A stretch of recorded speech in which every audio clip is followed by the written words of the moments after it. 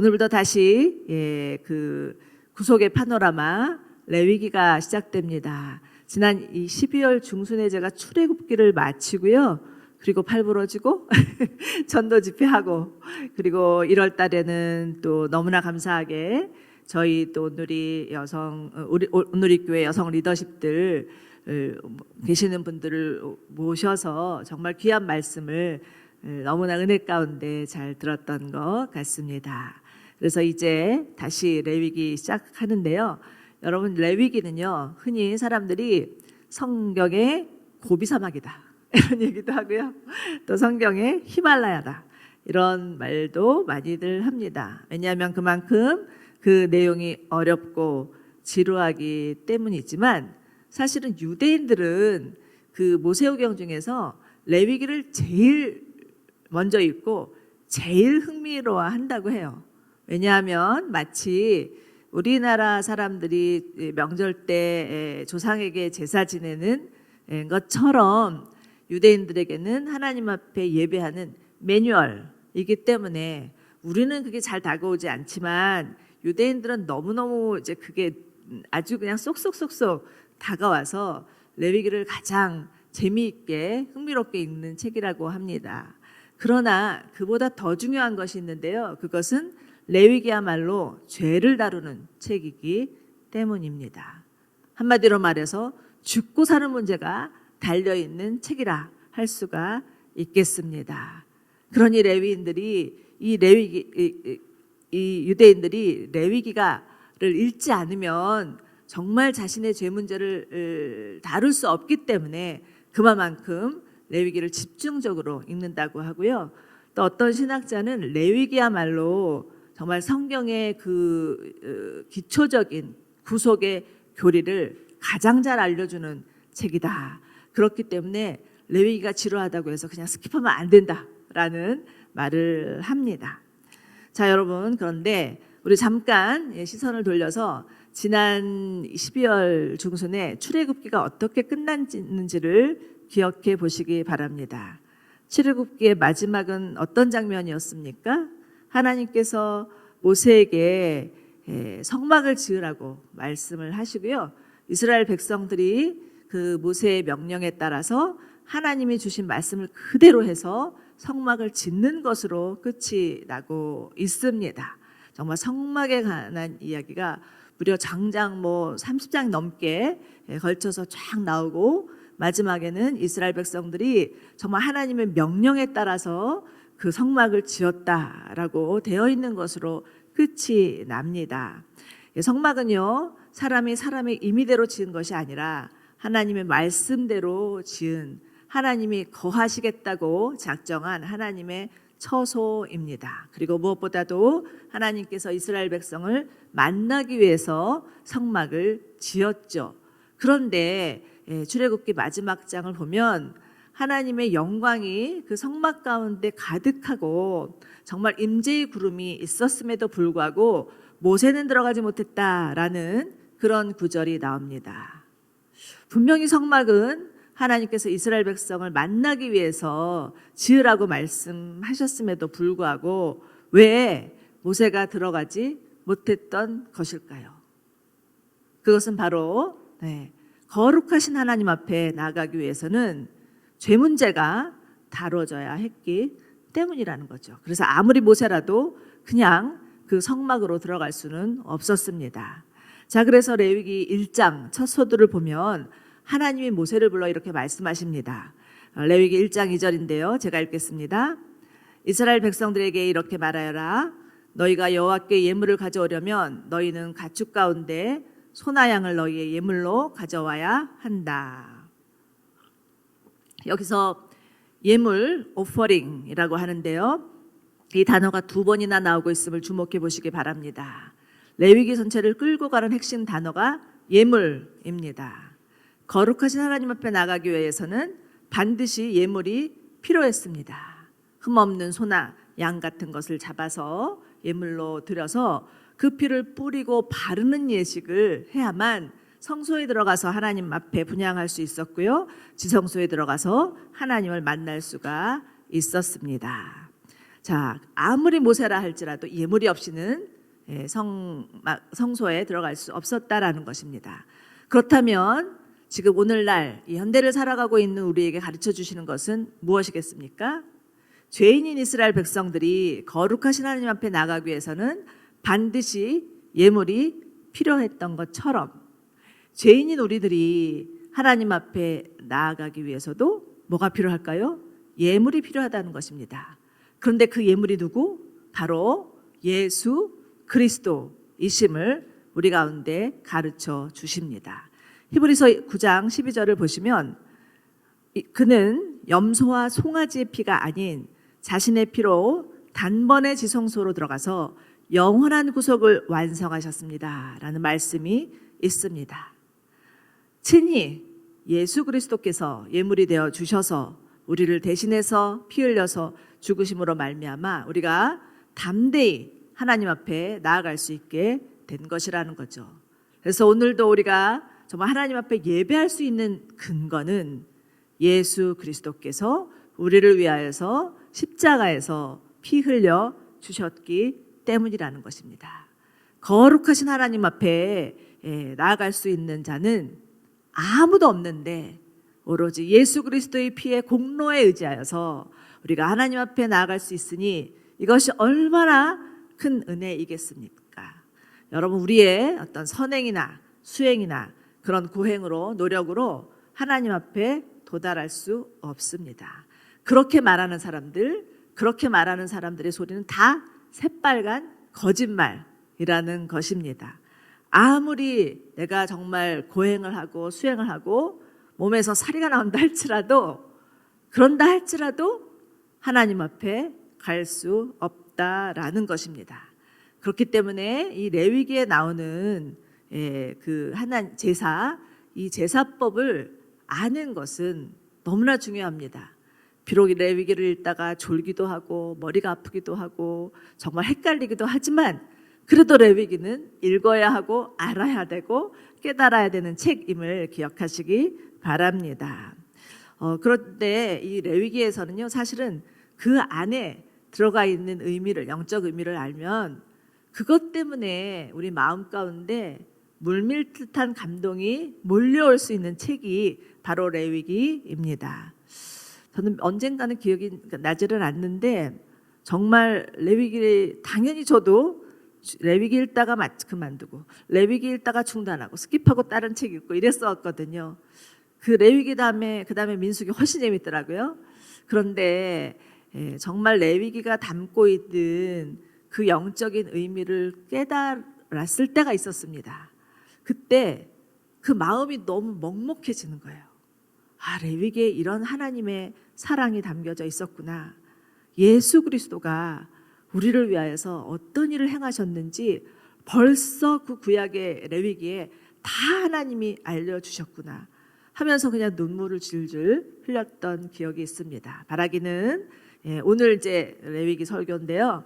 레위기 설교 오늘로 끝나고 다음 주에는 민수기로 들어갈 텐데 오늘 정말 이 레위기의 5가지 제사를 통해서 하나님이 우리 가운데 주시는 은혜가 무엇인지를 경험할 수 있게 되기를 원합니다. 이 레위기에는요 5가지 제사가 나옵니다. 5가지 제사, 번제, 소제, 화목제, 속제제, 속건제, 이 5가지인데요. 오늘은 제가 짧은 시간이지만 집중적으로 요약해서 정말 이 5가지 영적인 의미가 무엇이고 어떻게 이것을 우리가 해석해야 되고 이것을 적용해야 될지에 대해서 알려드리도록 하겠습니다. 제가 사실은요 별명이 하나 있어요. 여자 설민석. 이상하게 남양주 와갖고 성경 공부 가르칠 시간이 없어가지고 그랬는데 제가 부천에서는 일명 성경 공부 가르치는데 제가 역사를 좋아하거든요. 그래서 여자 설민석이라는 별명을 얻어냈는데 지금은 설민석도 저도 활동을 못하고 있는 것 같습니다. 첫 번째는 번제입니다. 번제는 영어로는 burnt offering이라고 하죠. 말 그대로 태워 바치는 제사입니다. 하나님 앞에 드리는 예물을 하나도 남김없이 깡그리 태우는 제사, 한마디로 국물도 없는 제사가 바로 번제입니다. 그리고 이 예물은 태워서 그 향기를 올려 바치는 제사라고 하여서 히브리어로는 오라라는 단어입니다. 올려바치다, 오라. 기억하기 쉬우시겠죠? 예, 그만큼 번제는 하나님 앞에 우리를 그 제물을 다 태워드려서 바치는 제사라고 기억하시면 되겠습니다. 그런데 이때 드려지는 예물은 어떤 흠이 없는 수컷인 소, 양, 염소 등인데 만약에 이런 동물이 없을 경우 가난한 집이라면 산비둘기나 집비둘기를 드릴 수가 있었습니다. 누가복음인가요? 보면 예수님의 부모님께서 예수님을 출생하시고 나서 정결 예식을 드리기 위하여서 예루살렘의 성전에 올라가는데 가지고 갔던 예물이 산비둘기, 집비둘기 두 쌍이었습니다. 그만큼 예수님의 부모님이 얼마나 가난하게 사셨는지를 볼 수가 있습니다. 자, 그런데 이 흠없는 양이나 염소는 바로 누구를 예표하느냐? 하나님의 어린 양 예수 그리스도를 예표하는데 베드로전서 1장 19절에서 그것을 증거하고 있습니다. 이런 구절이죠. 오직 흠도 없고 점도 없는 어린 양 같은 그리스도의 보배로운 피라는 말씀이 이를 증거하고 있습니다. 즉 번제는 흠이 없으신 예수님이 우리의 죄값을 치르기 위하여서 속죄 제물이 되셨음을 의미합니다. 그리고 이처럼 예수님이 그 속죄 제물이 되신 것은요. 그런데 요한복음 10장에 이런 구절이 나옵니다. 내가 스스로 나를 버리노라 이렇게 말씀을 하셨죠. 그것을 통해서 하나님 앞에 속죄 제물이 되셨는데 그것은 억지로가 아니라 하나님의 자원함이었다라는 것을 요한복음을 통해서 알 수가 있습니다. 예수 그리스도께서 자신을 기꺼이 내어 드렸다라는 것을 보게 되는 것이죠. 그런가 하면 이 번제에 대한 레위기 1장에 나오는 구절에는요. 하나님이 이를 기뻐 받으시는 향기로운 화제다 이렇게 설명을 하고 있습니다. 그것이 3번이나 나오는데요. 여기서 향기란 아로마입니다. 여러분 아로마 향기 맡아보셨나요? 아로마 테라피 받아보신 분들도 계시죠? 그 향이 정말 은은하고 그리고 오래 지속되고 우리에게 편안함을 주는 것이 아로마인데 하나님께서 예수 그리스도가 속죄 제물이 되신 것을 정말 아로마로 받으셨다라는 그 기록이 번제의 이 제사의 구절 가운데 나오고 있습니다. 예수 그리스도가 속죄 제물이 되신 것은 하나님이 받으시는 기뻐하시는 향기였다라는 뜻입니다. 자, 그런데 한번 생각해 보십시오. 어떻게 당신의 사랑하는 아들 예수 그리스도가 속죄 제물이 되었는데 그것을 마냥 기뻐하실 수가 있겠습니까? 어떻게 예수님은 그렇게 기꺼이 십자가를 지실 수 있었겠습니까?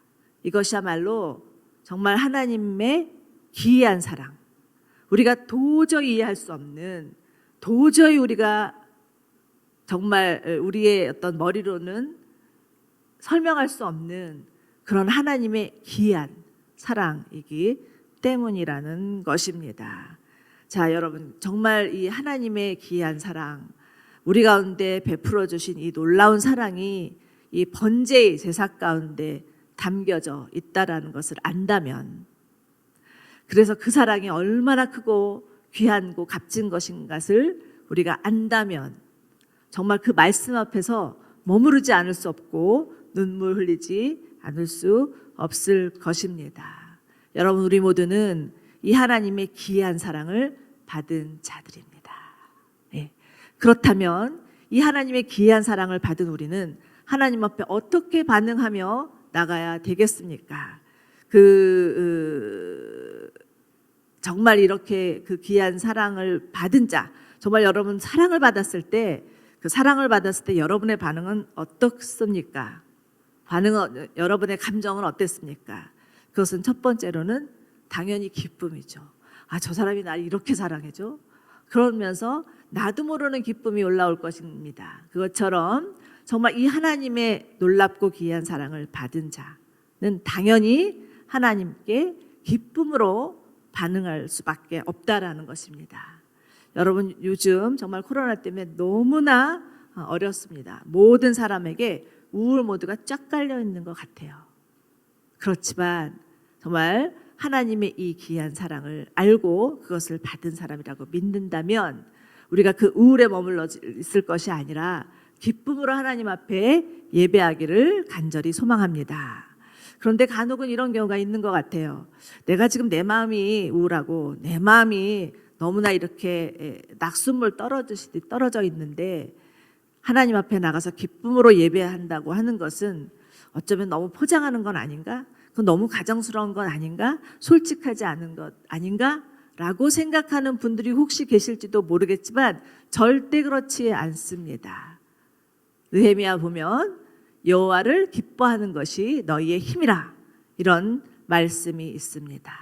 지금 내 상황은 우울하고 지금 내 감정은 처져 있다 할지라도 정말 우리를 구속해 주신 그 하나님의 기이한 사랑 때문에 내 영혼이 하나님을 향해서 노래하고 기뻐하고 찬양한다면 어느새 우리 마음을 장악하고 있던 우울과 낙심이 떠나갈 줄로 믿으시기 바랍니다. 그것이 바로 여호와를 기뻐하는 것이 너희의 힘이라 말씀하신 주님의 말씀이라는 것입니다. 그렇기 때문에 여러분 어떤 상황 가운데서도 전심으로 예배하시기 바랍니다. 어떤 상황이 온다 할지라도 우리 마음이 지금 다운돼 있어도 하나님을 바라보면서 기쁨으로 하나님을 노래하시기 바랍니다. 그럴 때 그 하나님이 우리 가운데 더 샘솟는 기쁨을 주시는 것이에요. 그리고 그 샘솟는 기쁨이야말로 정말 이 세상이 줄 수 없는 기쁨이고요. 정말 이 비교할 수 없는 기쁨이고 영원한 기쁨이고 가장 큰 기쁨임을 믿으시기 바랍니다. 두 번째는 소제입니다. 소제는 그랜트 오퍼링이라고 하는데요. 곡식으로 드리는 제사입니다. 5가지 제사 중에 유일하게 피가 없는 제사라 할 수 있는데 피가 없기 때문에 반드시 번제와 화목제와 같이 드려져야 하는 소제는 보조제사라고 말할 수 있습니다. 다만 소제로만 제사를 드릴 수는 없었던 것이죠. 그렇기 때문에 여러분 가인의 제사를 한번 생각해 보십시오. 하나님께서 가인의 제사를 받지 않으신 이유는 무엇이겠습니까? 피가 없었기 때문입니다. 피가 없다라는 것은 결국 나를 내가 죄인으로 인정하지 않았다라는 거죠.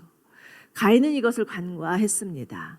내가 정성스럽게 곡식으로 예물을 드렸는데 왜 하나님이 기뻐 받으시지 않나라고 화를 냈지만 정말 가인이 놓쳤고 정말 가인이 깨닫지 못했고 인정하지 않았던 것은 자신의 죄 문제였다라는 것입니다. 그렇기 때문에 여러분 오늘날의 예배 가운데 정말 뭐 찬양도 탁월하고 말씀도 훌륭하고 뭐 무대도 뭐 아주 화려하고 음향 시설도 빵빵하다 할지라도 거기에 예수 그리스도의 십자가의 복음이 빠졌다면 그것은 인본주의 예배인 것을 분별하셔야 합니다. 그러나 아무리 허술하고 아무리 서툴고 아무리 뭐 틈이 많은 그런 예배나 말씀이라 할지라도 그 안에 예수 그리스도의 십자가의 복음이 있으면 그것은 하나님이 기뻐 받으시는 예배임을 분별하시기 바랍니다. 그래서 정말 오늘날 예배 얼마나 많은 인본주의 예배가 성행되고 있는지를 바라보며 하나님 우리는 오로지 예수 그리스도의 십자가 복음만 붙들고 예배하겠습니다라고 결단하는 저희 모두 되기를 바랍니다. 자, 그런데 소제는요 반드시 자신이 예물로 가지고 온 곡식을 고운 가루로 빻아서 드렸어야만 했습니다. 그냥 드릴 수는 없었는데요. 이것은 예수님께서 이 땅에 가장 낮은 자로 오셔서 세상 사람들에게 짓밟히는 삶을 살았음에도 불구하고 저항하지 않고 정말 그 주님의 십자가의 길을 꿋꿋이 걸어가신 것을 상징하기도 합니다. 한마디로 예수님의 성품, 예수님의 생애를 보여주고 있다라고 할 수 있겠습니다. 그렇기 때문에 소제가 우리 가운데 주는 가장 큰 도전은 예수님 닮은 성품과 삶입니다. 예배드리는 것도 중요하지만 정말 예배드린 후에 삶이 달라야 한다는 것입니다. 그런데 정직히 말해서 우리들의 교회, 오늘날 한국 교회의 모습을 살펴보죠. 교회가 정말 세상에서 무력하게 비춰지는 이유는요, 정말 예수님이 우리로 하여금 이 세상의 소금과 빛이 되라고 말씀하셨는데도 불구하고 소금과 빛의 역할을 감당하지 못했기 때문입니다. 교회가 많고 예수 믿는 사람도 많지만 정말 변화된 성도의 모습이 보이지 않는, 또 구원 이후의 삶이 없는 탓이라고도 볼 수가 있겠습니다. 자, 그렇기 때문에 우리 또한 예수님처럼 정말 주님 앞에 우리를 드릴 때 고운 가루가 되어서 드려져야 한다라는 것입니다. 그것은 무엇입니까? 우리 안에 있는 옛사람, 우리 안에 있는 옛자, 이것들이 부서져야 한다는 거죠. 부서지지 않고 시퍼렇게 살아서 예수님 닮아갈 수는 절대로 없습니다. 그런데 어느 누군들 부서지는 것을 좋아할 사람이 어디 있겠습니까? 부서지지 않기 위해서 안간힘을 쓰고 용을 쓰는데, 그러면 그럴수록 정말 어렵게 힘들게 부서질 수밖에 없다라는 것을 기억하시기 바랍니다. 그래서 그냥 어차피 부서질 바에야 순하게 그냥 하나님 앞에 부서뜨리십시오라고 그렇게 자신을 내어드리면 더 좋을 것 같습니다. 아멘? 아멘 소리 그렇게 크지 않은 것 같아요. 아멘, 여기서 큰 소리 나왔습니다. 그런데 이 곡식제물에서 넣지 않아야 될 것과 넣어야 될 것이 있는데요, 넣어야 될 것은 기름과 유향이고 넣지 말아야 될 것은 누룩과 꿀입니다. 자, 성경에서 기름은요, 성령을 상징하죠. 그리고 유향은 기도를 상징합니다. 자, 예수님의 삶이야말로 성령과 기도의 삶이었습니다. 예수님은 성령으로 잉태되셨고 성령으로 광야에서 시험을 받으셨고, 예수님의 하시는 모든 사역은 성령의 사역이었습니다. 그런가 하면 예수님의 삶은 기도로 일관된 삶이었습니다. 기도로 공생애를 시작하셨고요, 기도로 사탄의 시험을 이기셨고요, 또 마지막 겟세마네 동산에서도 기도하셨고 기도로 십자가를 지셨습니다. 늘 바쁜 일정 가운데서도 홀로 외딴 곳에 가셔서 기도하셨던 삶이 바로 예수님의 삶입니다. 그런데 우리의 삶도 마찬가지라는 것입니다. 하나님은 예수 믿는 자들도 성령으로 살게 하셨고 성령의 인도하심을 받게 하셨고 성령님의 도우심 때문에 그 숱한 고난도 이겨나가게 하셨다라는 것입니다. 성령의 도우심이 없이는 우리가 인생을 살아갈 수 없다라는 것을 아마도 여러분들 다 경험하시고 고백하실 줄로 믿습니다. 또한 기도 없이는 하루도 살 수 없는 것을 하나님이 가르쳐 주셨죠. 예수 그리스도께서 기도의 본을 보여주시면서 너희도 이렇게 살아야 된다, 이렇게 기도해야 된다라고 가르쳐 주셨고, 그 기도를 통해서 하나님과 어떻게 교제하는 것인지에 대해서도 알려주셨습니다. 이게 얼마나 감사한 건지요. 그렇기 때문에 우리가 하나님 앞에 예배하며 나갈 때는 감사함으로 나가야 하겠습니다. 아멘. 그런데 반면 넣지 않아야 될 것이 있는데 그것은 누룩과 꿀입니다. 이 누룩과 꿀은요, 죄된 것과 그로 인한 쾌락을 상징합니다. 여러분, 사람들이 죄를 짓는 주요 원인은 죄가 주는 달콤함 때문입니다. 죄로 인해서 언젠가는 파멸하게 될 것이라는 것을 뻔히 알고 있으면서도 그 죄가 주는 달콤함을 뿌리치지 못해서 다시 죄로 자꾸만 빠져들게 된다라는 것입니다. 그런데 하나님이 이런 죄된 모습에서 헤어나지 못하고 있는 우리들의 모습을 있다면 언젠가는 죄에서 빠져나오기를 기다려 주시지만, 정말 기다리다가 안 되면 어떻게 하시는지 아십니까? 끌어내다가 부서뜨리시는 거죠. 정말 초강력 믹서, 요즘 아주 후롬이 제일 강력한 믹서, 이걸로 저는 알고 있는데 더 그 다음에 지나던 게 나왔는지 모르겠습니다. 확 갈아버리시는 겁니다. 여러분들, 그렇기 때문에 정말 자신 안에 있는 그 죄, 그로 인한 죄의 습성들, 그것이 아무리 달콤하고 그것이 아무리 유혹스럽다 할지라도 정말 주님께 가지고 나아가시는 저와 여러분들이 되시기를 축원합니다. 아멘. 소리가 좀 작은요, 이번에도. 자, 이제 그런데 이 소재에 부가되어야 되는 것이 있는데 소금입니다. 여러분, 소금의 특성은 무엇입니까? 부패하지 않고 변하지 않게 보존해 주는 것이죠. 신앙생활에서 가장 중요한 것은 꾸준함입니다. 정말 불가같이 뜨거운 성령 체험 물론 필요하겠습니다. 그러나 그것이 정말 우리의 신앙생활에 얼마나 큰 도움이 될까? 때로는 그것 때문에 교만해질 수도 있고, 때로는 그것 때문에 자신의 현실을 놓칠 수도 있고, 때로는 그것 때문에 신비주의에 빠질 수도 있습니다. 하나님이 기뻐하시는 것은 언제나 변함없이 하나님을 예배하는 것. 비가 오나 눈이 오나 주님 앞에 나와서 예배하는 삶, 그것을 가장 기뻐한다라는 것입니다. 자, 세 번째는요, 화목제인데요. 화목제는 자원에서 드리는 제사입니다. 이 번제와 소제는 의무적으로 드리는 제사이지만 화목제는 피스 오퍼링이라고 해서 자신이 기꺼이 자원해서 드리는 제사가 화목제입니다. 한마디로 신나게 먹고 즐기는 샬롬의 제사. 그렇기 때문에 화목제의 핵심은 평화와 화목입니다. 자, 이런데 예수님이야말로 이 화목제물로 오신 것을 예표하고 있습니다. 하나님과 나 사이, 나와 이웃 사이, 이웃과 이웃 사이에 있는 모든 막힌 담을 허무시기 위해서 예수님께서 화해자로 화목제물이 되어 주셨다라는 것입니다.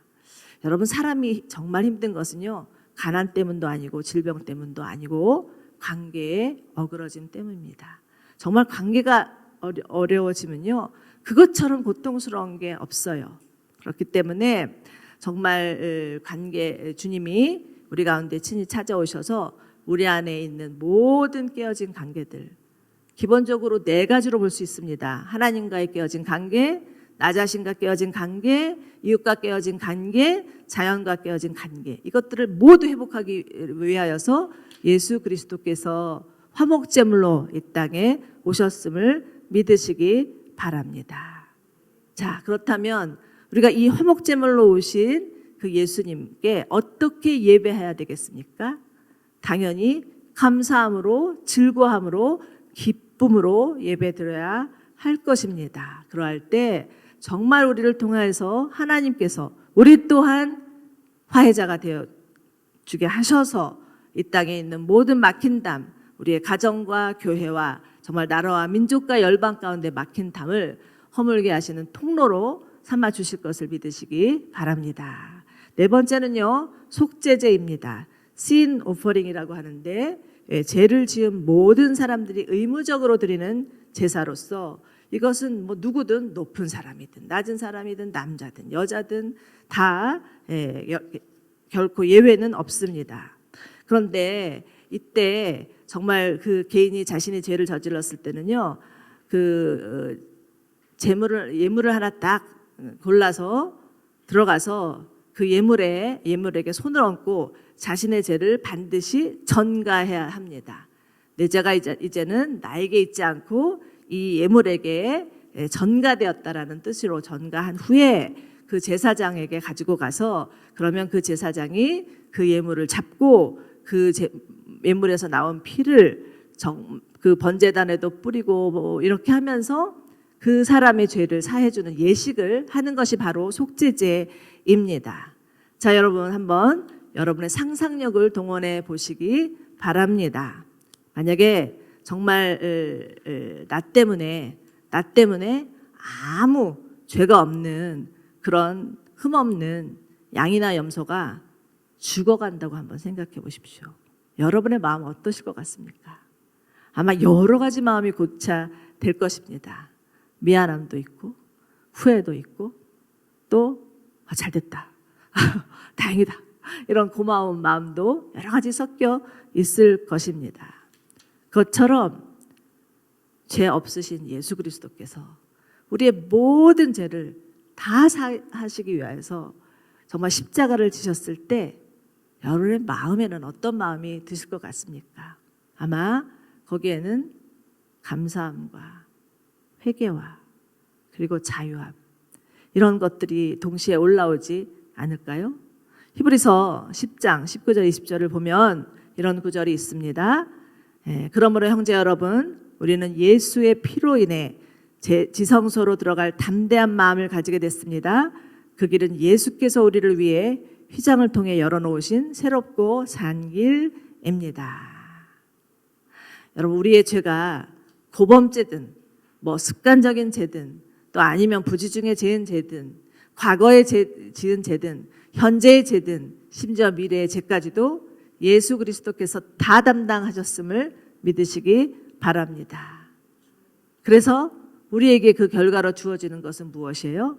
자유함이라는 거죠. 로마서 8장 1절에는 이런 말씀이 있죠. 아마 이 말씀은 적어도 다 외울 줄로 믿습니다. 로마서 8장 1절 말씀 개역개정으로 한번 저희가 같이 읽어보도록 하겠습니다. 거기서 이렇게부터 시작하죠. 그리스도 예수 안에서는 결코 정죄함이 없다니 그리스도 예수에 있는 생명의 성령의 법이 죄와 사망의 법으로부터 자유케 하였노라. 아멘. 그렇기 때문에 정말 사단이 우리에게 와서 계속해서 우리의 죄 문제를 가지고 밀가부르듯 까불면서 참소하고 비난한다면 어떻게 해요? 이 로마서 8장 1절 말씀을 선포하시기 바랍니다. 사단의 면전을 향해서 그렇지 않다. 이미 그리스도 예수의 안에는 정죄함이 없나니 정말 죄와 사망의 법으로부터 자유케 하였노라. 이렇게 선포하시는 저와 여러분들 되시기를 축원합니다.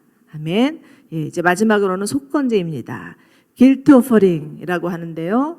하나님과 사람들이 죄를 지었을 때 이에 대해서 용서를 구하고 보상하는 제사죠.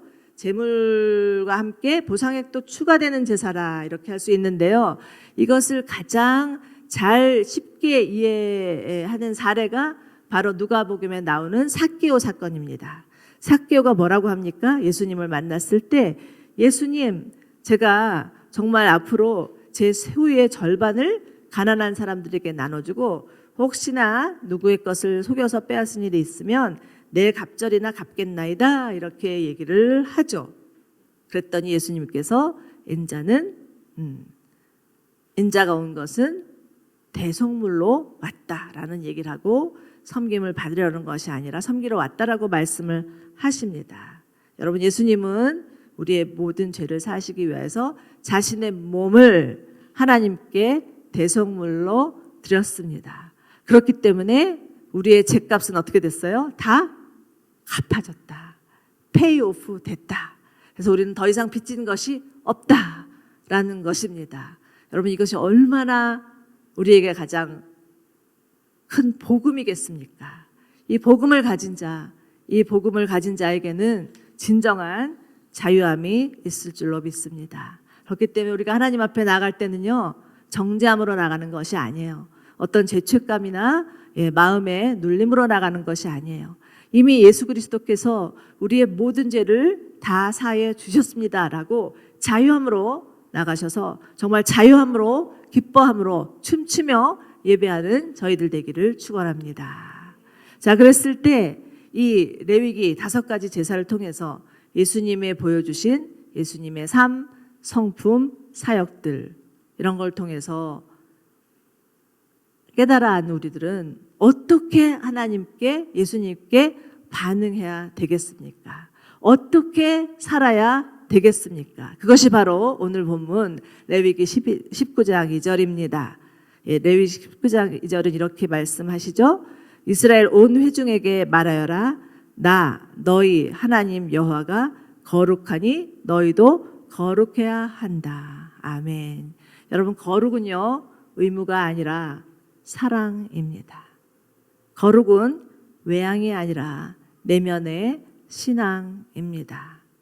우리를 사랑하시기에 당신의 사랑하는 아들 예수 그리스도를 보내주신 하나님, 우리를 사랑하시기에 정말 당신을 기꺼이 십자가에 내어주신 예수님, 그 예수님의 사랑에 너무 감사해서 주님, 저도 주님처럼 살겠습니다 라고 하는 게 거룩이지, 겉으로 정말 거룩한 척하면서 성경책 끼고 다니는 것이 거룩이 아니라는 것을 말씀해 주십니다. 여러분, 오늘 레위기에 나타난 이 5가지 제사의 모습을 통해서 정말 예수님의 모습을 보았고 우리가 어떻게 예배해야 될지 어떻게 살아야 될지에 대해서 보았는데, 마지막 주님이 말씀해 주신 것은 내가 거룩하니 너희도 거룩할지니라, 이것입니다. 우리를 하나님의 거룩한 자로 불러주셨다라는 것입니다. 우리가 정말 어떤 죄가 없어서도 아니고요, 우리가 실수가 없어서도 아니고요, 예수 그리스도께서 행하신 일 때문에 하나님께서 우리를 향하여서 내가 거룩하니 너희도 거룩할지니라 이렇게 말씀하심을 믿으시며 주님 정말 이 남은 삶 주님 닮아가며 살겠습니다. 주님 말씀에 순종하며 살겠습니다. 주님처럼 살겠습니다 라고 고백할 수 있는 저희 모두 되기를 간절히 바랍니다.